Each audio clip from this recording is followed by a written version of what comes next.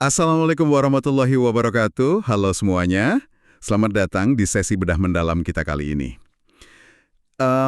Coba Anda bayangkan skenario yang, mungkin sangat familiar ini. Jam dinding di rumah Anda sudah menunjukkan pukul 9 malam. Waktu yang biasanya sangat krusial ya untuk para orang tua. Betul sekali. Anak Anda masih duduk terpaku di meja belajar. Matanya, sudah sayu, tangannya memegang pensil yang kayaknya hampir patah karena digenggam terlalu kuat kan? Dan di depannya terbentang buku pelajaran tebal yang seolah-olah ditulis dalam bahasa alien buat mereka. Iya, persis. Suasana rumah jadi sangat tegang. Dan sebagai orang tua, melihat pemandangan itu biasanya memicu dua hal. Rasa kasihan yang mendalam, tapi sekaligus Kepanikan kan? Karena kita tahu kita harus turun tangan membantu malam itu juga. Nah, itu dia. Hati kita perih melihat anak kelelahan, tapi mari jujur pada diri sendiri. Kapasitas otak kita sebagai orang dewasa, seringkali sudah habis terkuras oleh rutinitas pekerjaan seharian. Bener banget, kita pulang dengan sisa tenaga yang, nyaris nol. Saya ingat bulan lalu, saya mencoba menjelaskan konsep pecahan matematika kepada keponakan saya. Posisi saya saat itu sedang pusing memikirkan tenggat waktu pekerjaan kantor. Kombinasi yang sangat berbahaya itu. Sangat. Bukannya membantu, yang ada malah, nada suara saya tanpa sadar meninggi karena dia nggak paham-paham. Keponakan saya jadi frustrasi dan berujung pada drama malam hari yang penuh air mata. Kertas tugasnya sampai basah dan, saya merasa jadi paman yang gagal. Itu fenomena yang sangat umum sebenarnya. Secara psikologis, anak mengalami kebuntuan karena mencoba memproses informasi akademis yang bahasanya sangat kaku kan? Iya, bahasa buku teks itu kaku banget. Nah, di saat yang sama, orang tua kelelahan mencoba menerjemahkan informasi tersebut tanpa persiapan sama sekali. Jadi ada dua orang yang sama-sama lelah mencoba memecahkan masalah yang kompleks. Oke, nah dari tumpukan catatan dan sumber yang ada di meja kita hari ini, kita menemukan sebuah solusi teknologi yang sepertinya menjanjikan jalan keluar dari drama jam 9 malam tersebut. Betul, sebuah inovasi yang cukup radikal. Kita akan membedah bagaimana alat bernama Notebook LM ini diklaim bisa mengubah air mata frustrasi menjadi tawa. Menyulap proses belajar yang tadinya kewajiban berat jadi petualangan seru. Sesuatu yang sangat dibutuhkan oleh orang tua zaman sekarang. Ya, tapi sebelum kita terlalu bersemangat, saya ingin memposisikan diri saya sebagai orang tua yang skeptis dulu nih. Silahkan, itu langkah yang wajar. Ketika saya mendengar kata kecerdasan buatan atau AI untuk membantu anak sekolah, alarm di kepala saya langsung berbunyi keras. Kekhawatiran yang sangat beralasan. Sebagian besar dari kita kan punya pengalaman buruk dengan chatbot biasa yang sering ngawur ya. Tepat. Mesin pencari atau AI biasa itu kan sering banget mengarang bebas. Istilahnya berhalusinasi kan? Betul, halusinasi AI. Bagaimana kalau saya pakai alat ini untuk membantu anak saya belajar sejarah, lalu AI ini malah menciptakan fakta sejarah palsu? Atau ngasih rumus fisika yang sama sekali nggak ada di kurikulum? Bukankah itu malah bahaya? Kalau kita bicara tentang AI konvensional di luar sana, kekhawatiran Anda itu 100% benar. Oke. Jadi memang berisiko ya? Iya, karena AI biasa itu dilatih dengan tujuan utama untuk selalu memuaskan pengguna. Mereka selalu memberikan jawaban, bahkan jika mereka harus menebak atau merangkai fakta fiktif. Asal Bapak senang gitu ya sistemnya? Nah, persis. Tapi teknologi di balik notebook LM ini menggunakan arsitektur yang sangat berbeda. Di dunia teknologi, ini sering disebut sebagai sistem yang terikat fakta atau grounded and AI. Tunggu, grounded AI. Apa bedanya secara teknis? Bagaimana kita memastikan dia nggak diam-diam ngecek blog abal-abal di internet? Oke, mari kita pakai analogi supaya lebih gampang.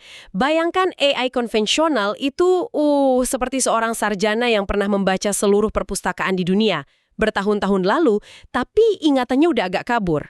Oke, sarjana pikun. Iya bisa dibilang gitu. Kalau Anda bertanya soal perang di Ponorogo, dia mungkin mencampur adukannya dengan perang lain karena dia mengandalkan ingatan kasarnya. Dia menebak. Masuk akal. Terus kalau notebook LM ini? Notebook LM ini berbeda. Dia itu seperti seorang pustakawan yang super cerdas, tapi Anda mengunci dia di sebuah ruangan kosong. Mengunci di ruangan kosong, maksudnya sistem ini nggak terhubung ke internet sama sekali saat menjawab. Tepat sekali. Di ruangan kosong itu nggak ada internet, nggak ada buku lain, cuma ada satu dokumen atau buku spesifik yang Anda berikan padanya. Misalnya PDF buku teks sejarah dari sekolah anak saya gitu. Betul, sistem ini diprogram secara ketat untuk tidak pernah melihat keluar jendela. Ketika Anda mengajukan pertanyaan, mesin komputasinya hanya memindai kata demi kata dari dokumen yang Anda unggah itu. Jadi kalau jawabannya nggak ada di buku itu, Dia akan dengan jujur menjawab, saya tidak menemukan informasi tersebut di dokumen ini. Dia nggak akan ngarang. oh wow. Iya, ia murni bertindak sebagai otak kedua yang hanya memproses informasi dari kotak data Anda sendiri. Oke. Penjelasan tentang ruangan terkunci itu sangat melegakan. Berarti, kalau saya unggah buku paket sekolah dasar dari pemerintah, dia cuma akan pakai kurikulum itu sebagai acuan mutlak kan? 100%. Nggak akan melenceng dari situ. Tapi ini memunculkan keraguan baru nih di benak saya. Memastikan AI ini nggak berbohong itu satu hal. Tapi menjadikannya alat pengajar yang efektif itu hal lain loh. Maksudnya dari segi penyampaiannya. Iya, guru yang paling menguasai fakta sekalipun, kalau cara menjelaskannya membosankan, anak kan tetap bahkan tertidur. Oh, itu masalah klasik di kelas ya.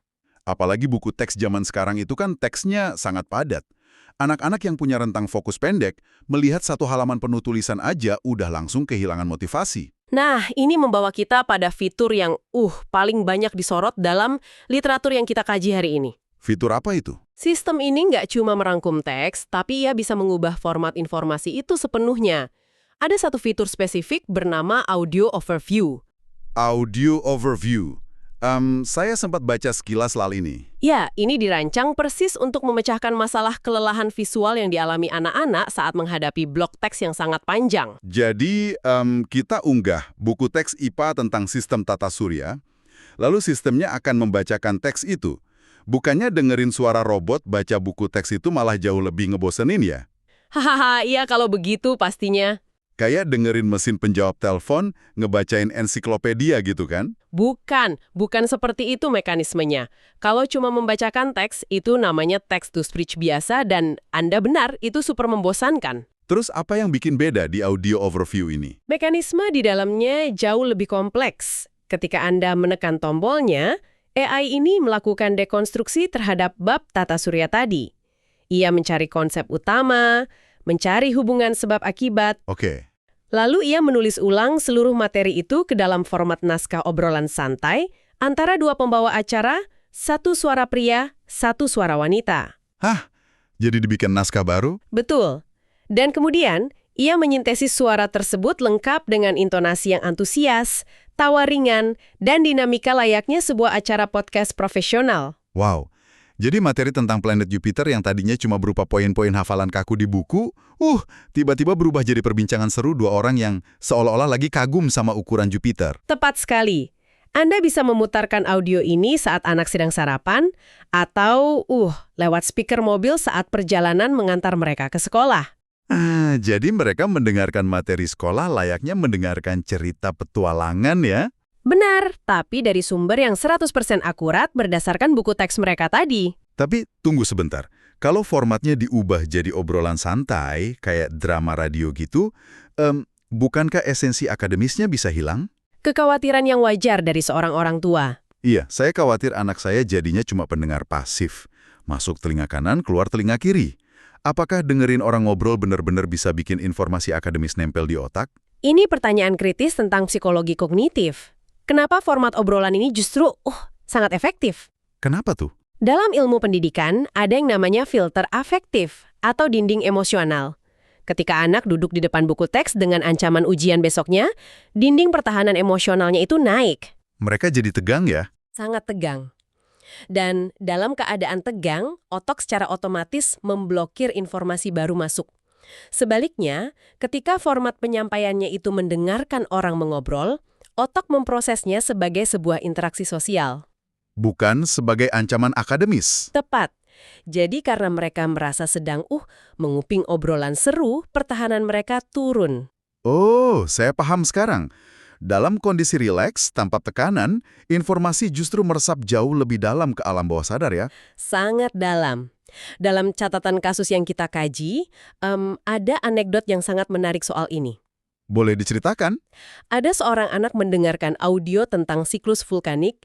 Sistem AI ini membahasnya dengan sangat santai. Tiba-tiba anak itu nyeletuk ke ibunya, ternyata gunung meletus itu bukan cuma bencana ya. Habis itu tanahnya jadi super subur buat ditanami buah. Wow, dia bisa menyimpulkan itu sendiri. Iya, anak ini menarik kesimpulan analitis secara mandiri, murni karena informasi itu disajikan dalam bentuk narasi yang masuk akal, bukan sebagai poin yang harus dihafal mati. Saya harus mengakui, itu konsep yang luar biasa sih, menurunkan dinding pertahanan emosional.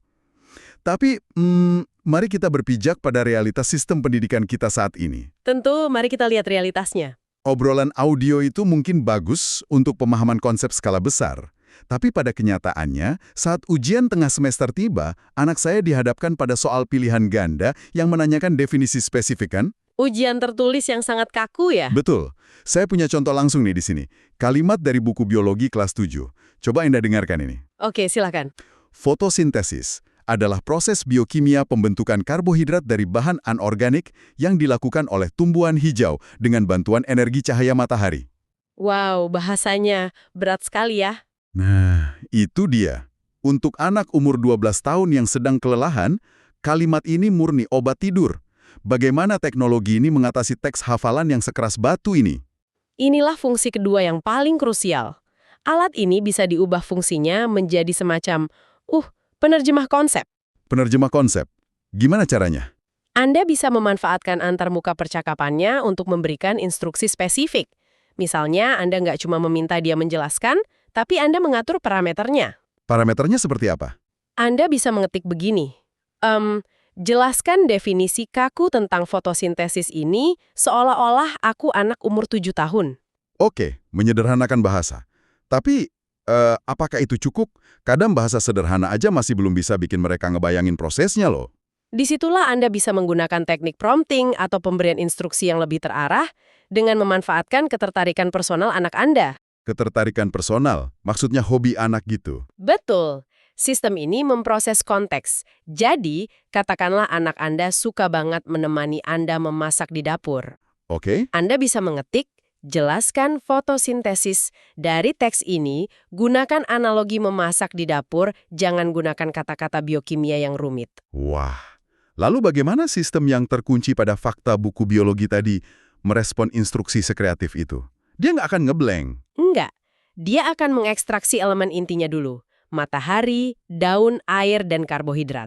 Lalu, ia memetakannya ke dalam analogi dapur yang Anda minta. Hasilnya bakal kayak gimana tuh? Dia akan menjawab kurang lebih seperti ini. Bayangkan sebuah daun itu adalah dapur kecil di rumahmu. Matahari di atas sana adalah kompor yang apinya menyala terang. Wah, visual banget. Terus dia lanjut, air yang dihisap oleh akar adalah bahan mentah yang baru dibeli dari pasar. Nah, daun ini sedang memasak air itu di atas kompor matahari. Hasil masakannya adalah makanan manis untuk si pohon supaya dia bisa tumbuh tinggi. Proses memasak inilah yang disebut fotosintesis. Luar biasa. Saya, bener-bener bisa ngebayangin mata anak saya terbelalak paham kalau dijelaskan begitu. Sangat mudah dicerna. Iya, kata biokimia pembentukan karbohidrat yang abstrak tadi langsung punya bentuk visual yang sangat konkret di kepala mereka. Dan yang paling penting, rasa takut mereka terhadap istilah akademis itu langsung hancur. Bener banget. Begitu mereka paham bahwa jargon rumit itu pada dasarnya cuma proses sebab akibat sederhana, rasa percaya diri mereka pulih. Mereka nggak lagi merasa bodoh cuma karena gagal memahami satu kalimat kaku dari si penulis buku teks. Saya mengerti sekarang. Tapi, ada satu lagi nih, ketakutan terbesar anak-anak. Proses mengulang materi sebelum ujian, melakukan review. Proses repetisi. Ya, ini biasanya aktivitas yang paling dihindari, karena rasanya kayak membaca ulang buku telepon, kan? Kalau saya punya catatan 10 halaman tentang sejarah kemerdekaan, apakah alat ini bisa bikin proses menghafal tanggal dan nama tokoh jadi nggak menyiksa? Sangat bisa. Kita bisa menerapkan konsep gamifikasi di sini. Gamifikasi? Dibikin kayak game? Betul. Mengubah proses belajar menjadi permainan yang memicu dopamin, Anda bisa menggunakan alat ini sebagai pembuat kuis interaktif yang real-time. Bagaimana mekanisme pembuat kuisnya? Apakah AI ini, cuma melempar soal lalu nyalahin kalau jawaban anak kita salah?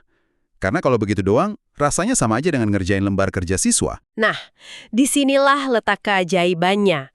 Anda yang memegang kendali penuh atas bagaimana AI ini bersikap. Kita bisa atur sikapnya. Ya, Anda bisa menginstruksikan perilakunya.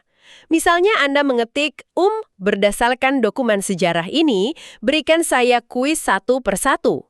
Tapi, aturannya, kalau jawaban saya salah, jangan langsung beritahu jawaban yang benar. Terus?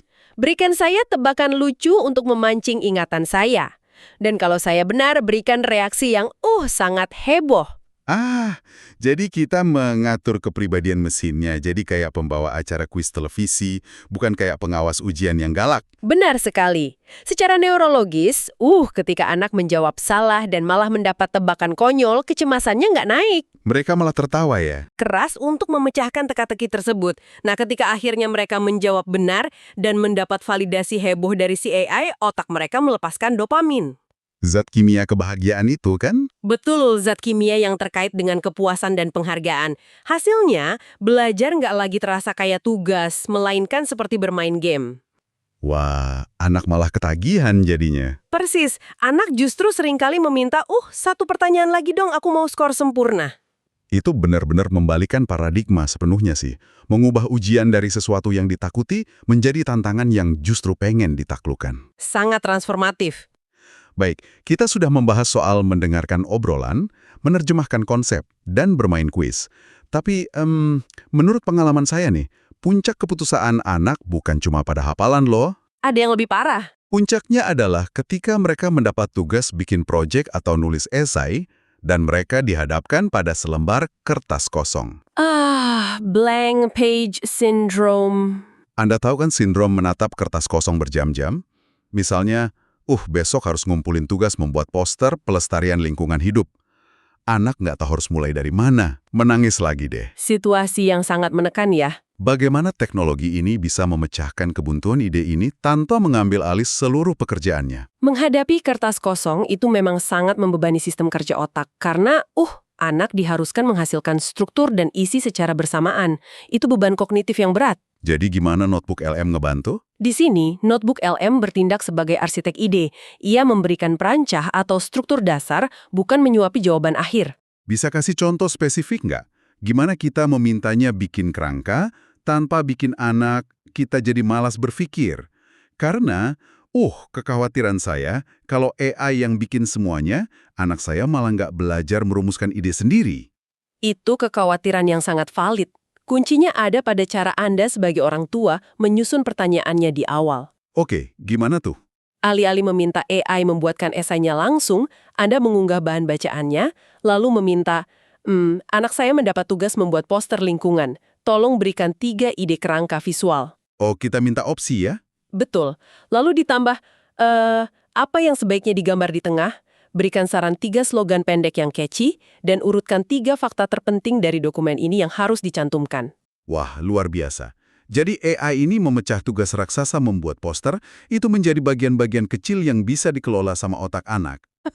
Ketika sistem membalas dengan ide 1, gambar bumi yang sedang memakai payung untuk menahan sampah plastik.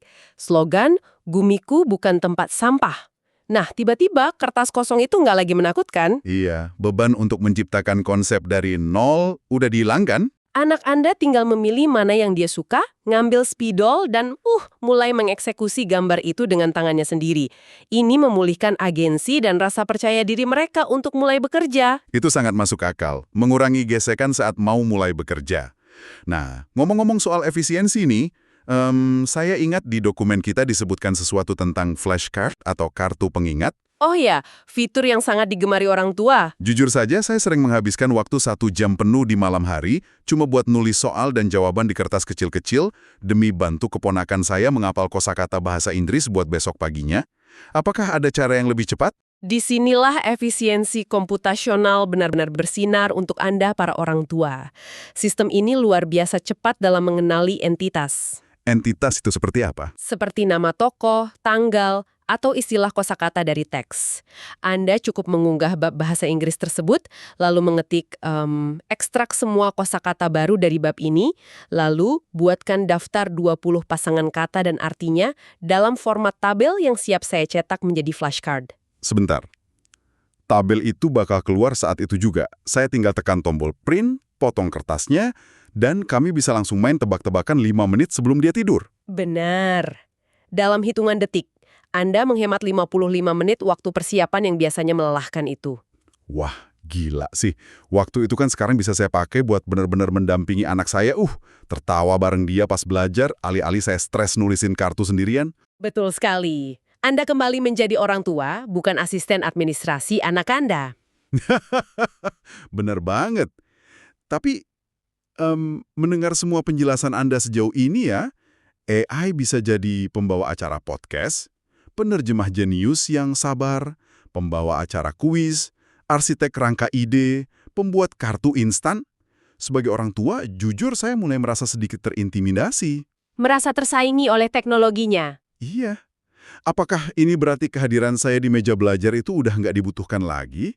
Apakah praktek parenting ke depannya itu cuma meletakkan laptop di depan anak, mengaktifkan AI, terus saya tinggal pergi nonton televisi di ruang sebelah?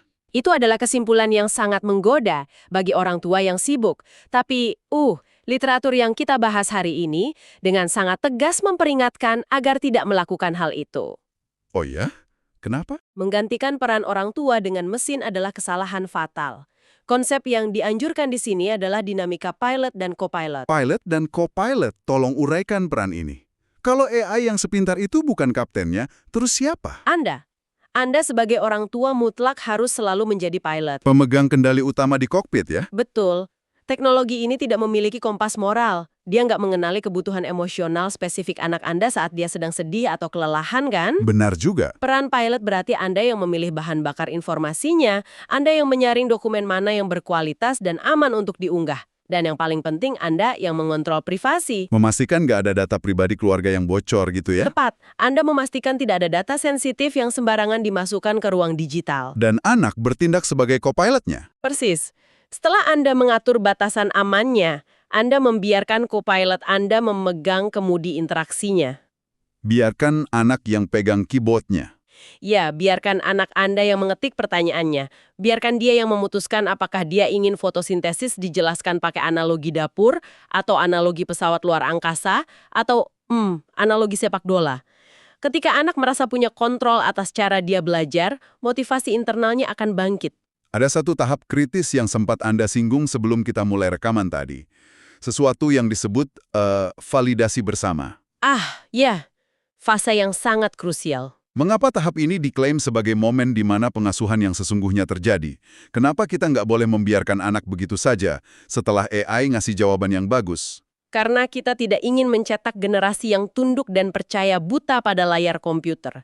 Validasi bersama itu adalah tameng pelindung kognitif mereka. Contoh penerapannya seperti apa? Setelah AI memberikan analogi dapur yang brilian tadi, Anda sebagai pilot harus turun tangan. Anda menatap mata anak Anda dan bertanya, wah penjelasan dari mesinnya keren banget ya, tapi coba kita pikirkan, menurut kamu ceritanya masuk akal nggak? Mengajak mereka berpikir ulang. Betul, Anda bisa pancing. Kalau mataharinya mendung, berarti dapurnya nggak bisa memasak sama sekali dong. Apa yang terjadi pada pohonnya kalau gitu? Saya paham maksud Anda. Kita sedang melatih otot berpikir kritis mereka. Kita ngajak mereka mendebat si AI-nya. Persis. Mengajarkan mereka bahwa AI hanyalah alat, bukan dewa pengetahuan. Mereka diizinkan untuk mempertanyakan, mengkritisi, dan memvalidasi informasi tersebut dengan nalar mereka sendiri. Ini luar biasa sih. Proses tanya jawab antara Anda dan anak Anda inilah yang menguatkan ikatan emosional dan menanamkan nilai-nilai analitis yang nggak akan pernah bisa diberikan oleh mesin secerdas apapun. Itu sudut pandang yang sangat melegakan dan memberdayakan. Alat ini murni berfungsi sebagai penguat kapasitas kita, bukan pengganti kasih sayang kita. Tepat sekali. Anda merangkumnya dengan sempurna. Baiklah, mari kita ambil nafas sejenak dan melihat seberapa jauh kita telah membedah teknologi ini. Kita memulai obrolan kita hari ini dengan sebuah pemandangan yang suram ya. Jam 9 malam, keheningan yang mencekam, anak yang hampir mematahkan pensilnya karena frustrasi menatap buku pelajaran. Pemandangan yang kini punya jalan keluar. Betul.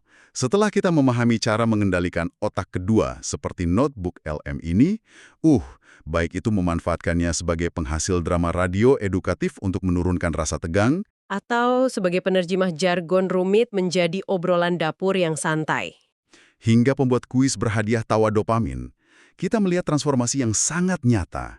Kita bisa mengubah jam 9 malam yang menakutkan itu menjadi momen di mana ruang keluarga diisi oleh suara antusias. Momen yang mendekatkan keluarga. Suara anak Anda yang berdebat seru dengan AI tentang logika sains, tertawa karena tebakan lucu dari sebuah kuis sejarah, dan pada akhirnya merasa kembali berdaya atas proses belajarnya sendiri. Dan ketika ketakutan akan kegagalan itu dihilangkan dari persamaan, rasa ingin tahu alami anak akan otomatis mengambil alih. Begitulah fitrah otak manusia dirancang untuk belajar. Mengubah kewajiban belajar dari sebuah hukuman yang menyiksa menjadi sebuah eksplorasi mandiri. Jadi, ini adalah sebuah tantangan nyata bagi Anda yang sedang mendengarkan obrolan kita kali ini. Silakan dicoba. Jangan menunggu sampai minggu ujian bulan depan tiba untuk mencari cara baru belajar bersama anak Anda. Anda memiliki kendalinya sekarang. Malam ini juga, ketika Anda pulang ke rumah, cobalah ambil satu saja bab pelajaran yang paling tidak disukai anak Anda. Jadilah pilotnya. Ya, duduklah di sampingnya, jadilah pilotnya. Dan biarkan anak Anda menjadi co-pilot untuk membedah buku tersebut dengan cara yang sama sekali baru. Karena, senyum tulus anak Anda ketika mereka akhirnya berkata, ternyata gampang ya. Nah, itu adalah sebuah kelegaan yang luar biasa. Sangat tak ternilai harganya. Namun, sebelum kita benar-benar menyudahi pembahasan kita hari ini, saya ingin meninggalkan satu pemikiran untuk Anda renungkan. Mari kita bayangkan gambaran besarnya. Jika sebuah kecerdasan buatan hari ini, dengan segala keterbatasannya, sudah mampu mengubah materi pelajaran sekolah yang paling kaku dan membosankan sekalipun menjadi sebuah petualangan komputasi yang seru di ruang keluarga Anda, coba Anda bayangkan. Apa yang menanti kita di masa depan? Tepat. Apa yang akan terjadi pada struktur sistem pendidikan kita 10 atau 15 tahun ke depan? Akankah kita masih memaksa anak-anak duduk berjam-jam mendengarkan satu arah ketika teknologi sudah membuat mereka mampu memohon dan menuntut materi belajar yang lebih interaktif? Sebuah pertanyaan besar untuk sistem sekolah kita. Terima kasih telah meluangkan waktu Anda untuk belajar, membongkar asumsi, dan menajamkan pikiran bersama kami hari ini di sesi bedah mendalam ini. Sampai jumpa di obrolan kita selanjutnya. Wassalamualaikum warahmatullahi wabarakatuh.